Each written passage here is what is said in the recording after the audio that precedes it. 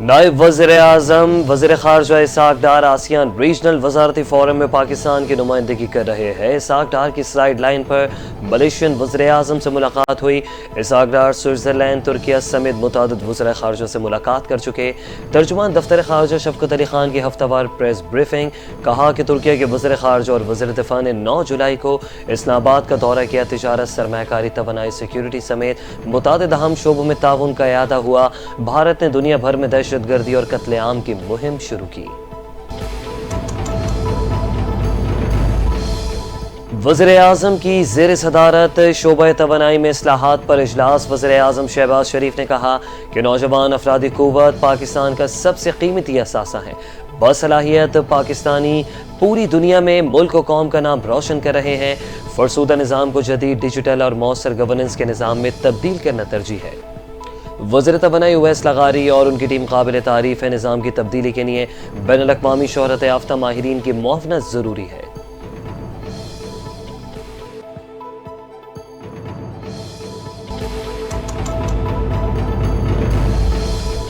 بھارت نے Pahalgam false flag operation کا الزام پاکستان پر لگایا۔ بھارت نے سنتاز معاہدے کی خلاف ورزی کی۔ نیشنل سیکیورٹی کمیٹی کی میٹنگ میں فیصلہ کیا کہ بھارت کو منہ توڑ جواب دیں گے۔ نائب وزیر اعظم اسحاق ڈار کا کوالالمپور میں پاکستانی کمیونٹی سے خطاب، کہا کہ بھارت نے اٹاری بارڈر بند کیا، ہم نے وہاں کا بارڈر بند کیا، ہم نے بھارتی پروازوں کے لیے اپنی فضائی حدود بند کر دی۔ ہماری پوری توجہ پاکستان کی معیشت کو بہتر بنانے پر ہے۔ پاکستان کو G20 میں شامل کرنا ہمارا ہدف ہے۔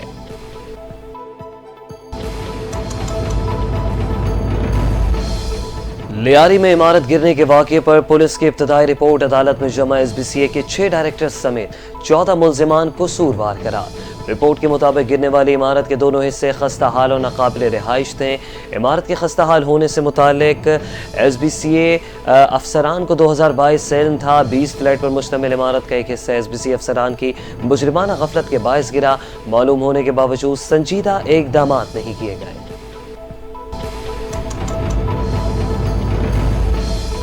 کراچی کے علاقے لیاری بغدادی میں عمارت گرنے کا معاملہ، عدالت نے ملزمان کو 3 روزہ جسمانی ریمانڈ پر پولیس کے حوالے کر دیا۔ پولیس نے گرفتار 9 ملزمان کو عدالت کے روبرو پیش کیا۔ ملزمان میں 5 ڈائریکٹرز، 2 ڈپٹی ڈائریکٹرز اور 1 بلڈنگ انسپیکٹر اور بلڈنگ کا مالک شامل ہے۔ وکیل صفائی نے موقف اپنایا کہ حادثے میں 27 افراد کی جان گئی۔ ہمیں افسوس ہے، بلڈنگ کا نقشہ کس نے پاس کیا، اس کا بھی تعین کیا جائے۔ تفتیشی افسر کے پاس ملزمان کے خلاف کوئی ثبوت نہیں۔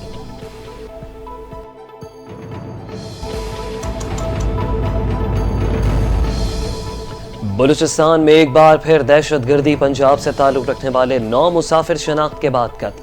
فی الحال ہندوستان کے دہشت گردوں نے کوئٹہ سے لاہور جانے والی مسافر بس سے 9 مسافر کو اغوا کر کے شہید کر دیا۔ جاں بحق 9 افراد کی میتوں کو ان کے آبائی علاقوں میں روانہ کر دیا گیا۔ انتظامیہ کے مطابق قتل کیے جانے والے تمام 9 مسافروں کا تعلق پنجاب کے مختلف علاقوں سے ہے۔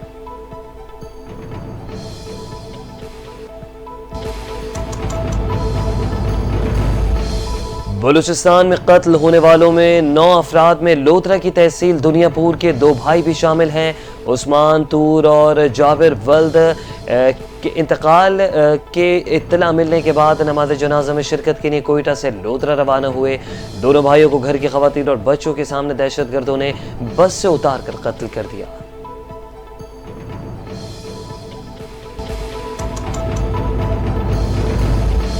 Chairman Peoples Party Bilawal Bhutto Zardari کی جوب میں 9 شہریوں کے اغوا قتل کی مذمت، کہا کہ شہداء کے اہل خانہ کے دکھ میں ہر پاکستانی برابر کا شریک ہے۔ بسوں سے اتار کر شہریوں کا قتل بزدلی اور بربریت کی انتہا ہے۔ دہشت گردی کا منہ توڑ جواب دیں گے اور بے گناہوں کے خون کا حساب لیں گے۔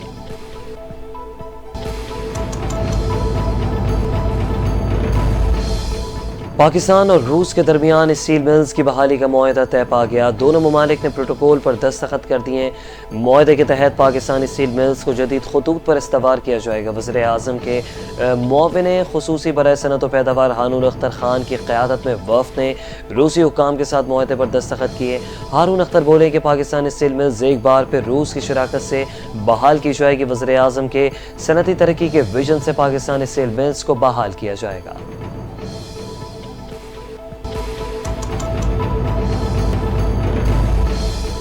اداکارہ حمیرہ اصغر کی ابتدائی پوسٹ مارٹم رپورٹ میں ہوش ربا انکشافات سامنے آ گئے ہیں۔ اداکارہ کی موت کو 8 سے 10 ماہ کا عرصہ گزر چکا ہے۔ رپورٹ کے مطابق لاش ڈیکمپوزیشن کے آخری مراحل میں تھی۔ حمیرہ اصغر کے جسم کی کوئی ہڈی ٹوٹی ہوئی نہیں تھی۔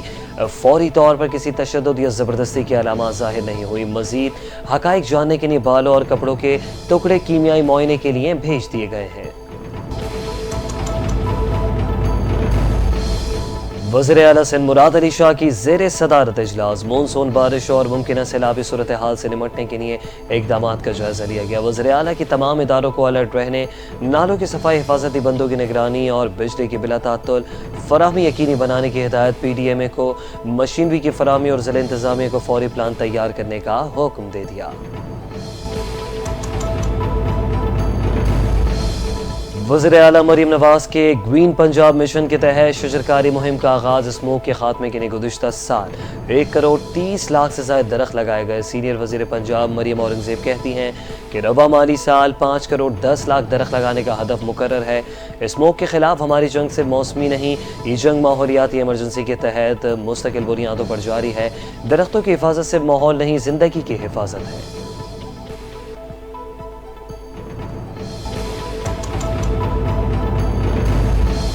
بلوچستان کے ضلع خضدار میں سیلابی ریلے کی زد میں آ کر 3 افراد جاں بحق ہو گئے ہیں۔ واقعہ حالیہ بارشوں کے نتیجے میں ندی نالوں میں طغیانی کے باعث پیش آیا۔ مقامی ذرائع کے مطابق جاں بحق ہونے والے تینوں افراد کا تعلق میرا جی قبیلے سے تھا۔ مقامی لوگوں نے اپنی مدد آپ کے تحت لاشوں کو ندی سے نکال کر قریبی اسپتال منتقل کیا۔